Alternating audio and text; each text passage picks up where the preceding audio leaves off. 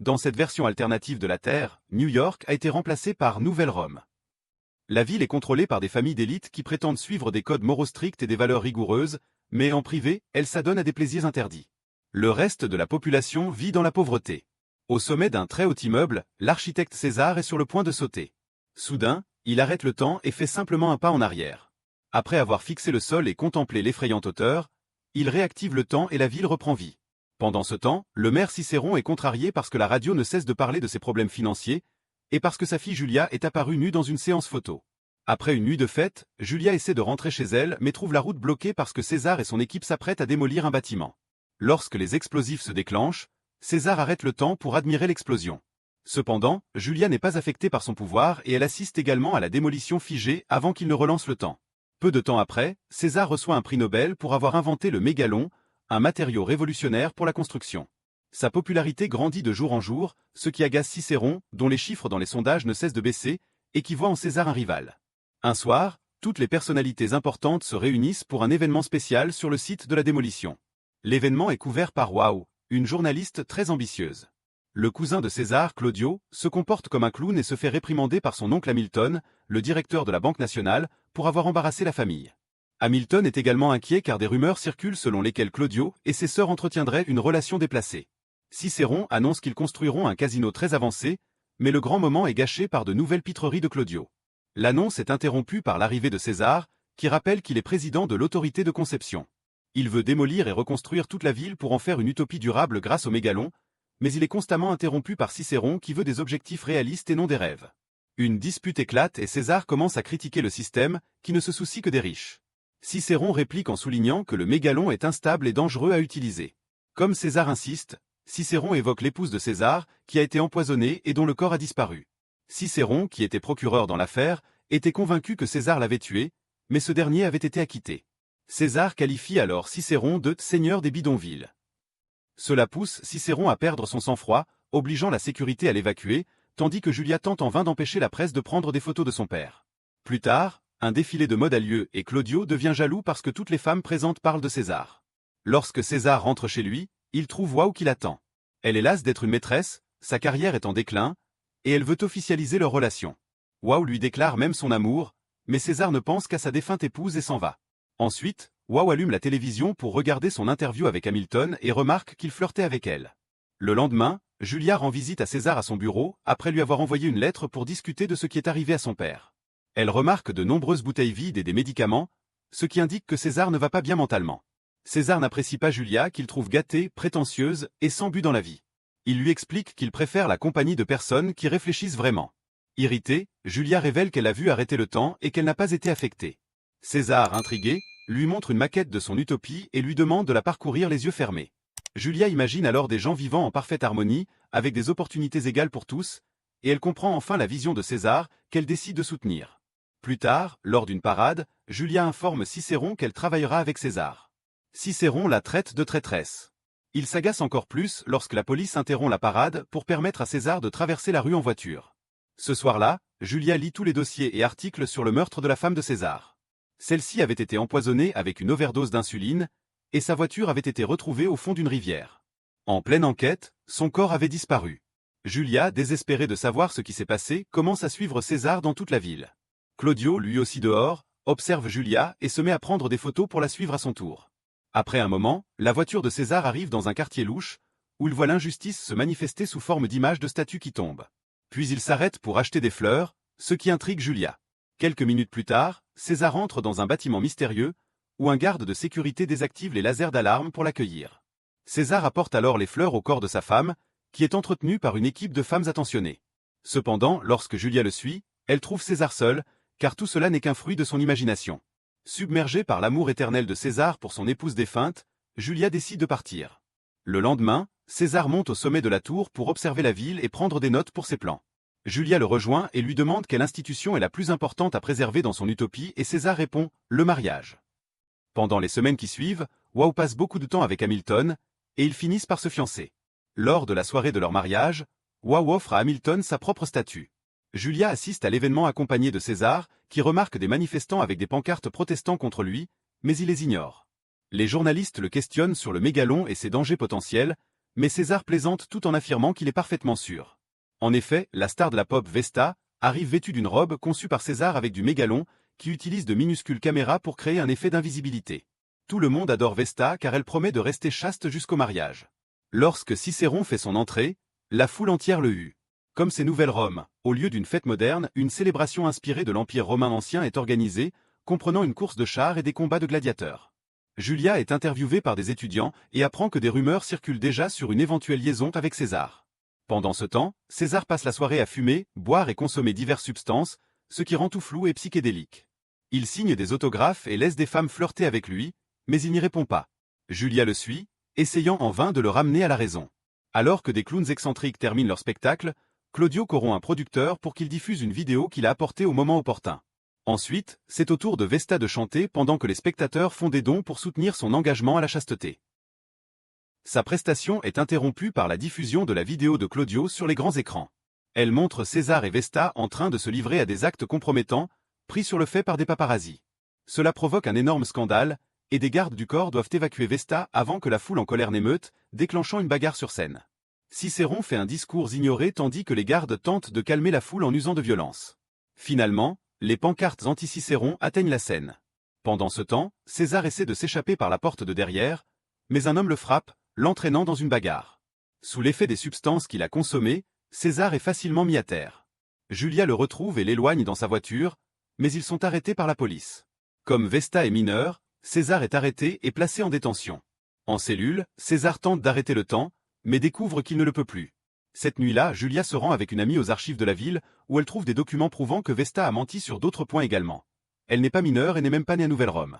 Le lendemain, Julia va voir son père et lui montre l'acte de naissance de Vesta pour sauver César. Cependant, Cicéron le détruit, affirmant que César peut être innocent légalement, mais pas moralement. Frustrée, Julia quitte les lieux, annonçant qu'elle obtiendra simplement une autre copie. Par la suite, elle se rend chez Hamilton et est accueillie par Wow, qui bloque l'ascenseur pour la menacer. Wow rappelle à Julia que Hamilton lui appartient, tout comme César. Claudio rend également visite à Hamilton, car il tente de devenir l'héritier de la banque, mais Hamilton soupçonne Claudio d'être impliqué dans la vidéo compromettante. Rapidement, les médias s'emparent de l'affaire de l'âge réel de Vesta et présentent des preuves médico-légales montrant que la vidéo était truquée. Après la libération de César, Julia le rejoint au sommet de sa tour. César est triste d'avoir perdu son pouvoir et admet enfin que tous ses troubles mentaux sont causés par sa culpabilité. César n'a pas tué sa femme, mais il se sent responsable de ne pas avoir pris soin d'elle. Julia le réconforte et lorsqu'ils se tiennent la main, César peut à nouveau arrêter le temps. Ils s'embrassent alors, marquant le début de leur nouvelle relation. Les semaines passent, et César s'occupe en travaillant sur son projet et en passant du temps avec Julia. Finalement, il essaie de présenter Julia à sa mère, mais la vieille dame, sénile, ne comprend pas ce qui se passe. Quand le couple est seul au lit, il s'amuse avec les effets du temps figé. Pendant ce temps, les classes populaires détestent César de plus en plus pour tous les bâtiments qu'il détruit afin de construire sa ville de rêve. Désespéré de faire tomber son cousin, Claudio rejoint les manifestations pour attiser la colère. Bientôt, les plans de Claudio parviennent aux oreilles de Cicéron, qui demande à son assistant de s'en occuper. Une nuit, Cicéron reçoit de terribles nouvelles. Un satellite soviétique tombe à grande vitesse et va bientôt s'écraser sur Nouvelle-Rome. Malheureusement, ils n'ont pas les moyens de l'arrêter, et les habitants ne peuvent qu'observer avec horreur le satellite s'écraser sur leur ville, en détruisant la majeure partie. Cet événement désastreux offre à César l'occasion de reconstruire la ville sans aucun obstacle sur son chemin. Il se perd dans son travail, jouant avec le temps pour essayer d'entrevoir l'avenir et concevoir l'utopie parfaite. Après plusieurs jours de travail ininterrompu, César est ramené à la réalité par Julia, qui lui annonce qu'elle est enceinte. César est très excité et souhaite se marier, mais Julia rejette l'idée, expliquant que la conscience de César ne lui pardonnerait jamais, car il se voit toujours marié à sa femme décédée. Un peu plus tard, le couple invite les parents de Julia dans leur nouvelle maison, qui a été construite selon les plans avancés de César.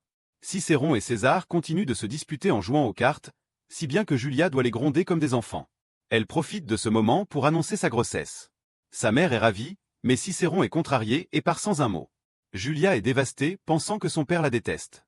Pendant ce temps, Claudio continue d'être le leader des pauvres, les incitant à davantage de protestations et de émeutes contre César et son utopie.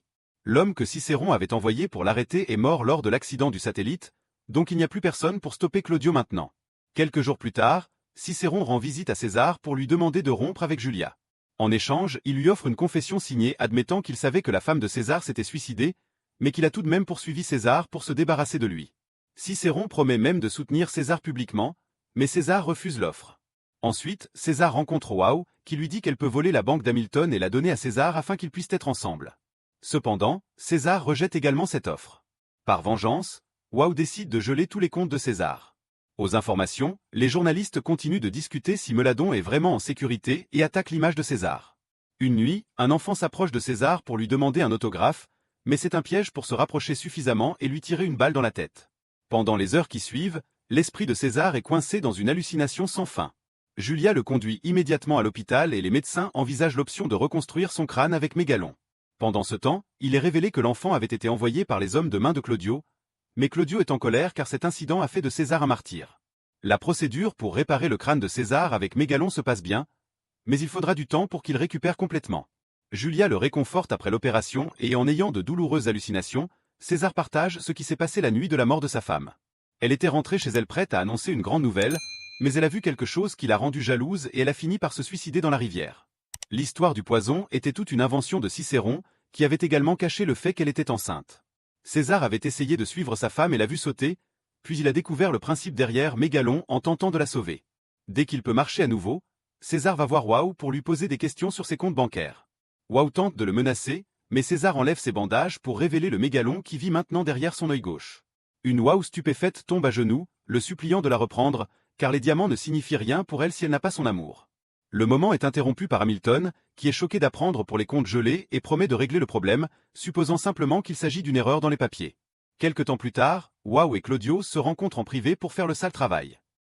Soudain, les lumières commencent à faillir et Claudio explique que cela est causé par les systèmes de César qui utilisent toute l'énergie. Puis, Wow révèle qu'Hamilton a demandé un contrat prénuptial et qu'elle ne peut pas obtenir la banque, donc elle veut travailler avec Claudio pour réaliser une prise de contrôle. Elle lui coupe même les cheveux pour le rendre plus présentable. La prochaine fois que Claudio rencontre Hamilton, le vieil homme est fier de voir que son neveu ressemble davantage à un adulte. Suivant le plan, Claudio demande à devenir le PDG intérimaire de la banque pour aider aux affaires familiales. Hamilton est heureux de voir Claudio enfin travailler et signe rapidement les papiers, pour découvrir que le contrat fait de Claudio le véritable PDG et président. Blessé par cette trahison, Hamilton commence à paniquer et fait une crise cardiaque. Quelques mois plus tard, après la naissance du bébé, César et Julia se marient en privé pendant Saturnalia, l'équivalent local de Noël. Claudio et Wow continuent de travailler ensemble et Claudio convainc le conseil de retirer Hamilton de son poste à la banque. Après cela, Claudio rassemble les rebelles pour lancer la plus grande émeute jamais vue, provoquant de multiples incendies dans les rues. La police ne peut pas vraiment les arrêter, alors après que Cicéron fasse un discours public condamnant les actions des citoyens, il s'échappe dans le métro avec sa femme, Julia, et le bébé. Même en tenant sa petite fille, Cicéron continue d'insulter César, mais il veut que le bébé ait un bon avenir, il accepte finalement de soutenir son gendre. Plus tard dans la nuit, Claudio et Wow vérifient l'état de Hamilton, alité, qui a un renflement dans son pantalon. Au début, il fait semblant d'être excité de voir Wow, mais lorsqu'il enlève les draps, il révèle qu'il s'agit d'un arc et une flèche. Il tire une flèche dans le cœur de Wow pour la tuer, et Claudio reçoit une flèche dans l'arrière plusieurs fois, alors qu'il s'enfuit. Ensuite, Hamilton annonce qu'il lègue toute sa fortune au projet de la ville de César. Pendant ce temps, César apparaît en public et partage sa vision de l'avenir, expliquant que son utopie de mégalopolis n'aura pas de classe sociale. Même ceux qui vivaient dans la partie la plus misérable de la ville auront une chance de travailler et de progresser, car chaque être humain est un miracle. La foule est touchée par ces paroles et se rend compte qu'ils ont été nourris de mensonges par Claudio. Bientôt, ils le trouvent lui et ses hommes de main et les pendent pour se venger. À la veille du Nouvel An, le projet Mégalopolis est achevé. César, Julia et le bébé rejoignent Cicéron et sa femme pour le défilé. En saluant la foule, César est choqué de voir sa mère dans la foule. Lorsque le compte à rebours de la nouvelle année atteint 0, César et Julia s'embrassent pour arrêter le temps, mais leur fille n'est pas affectée.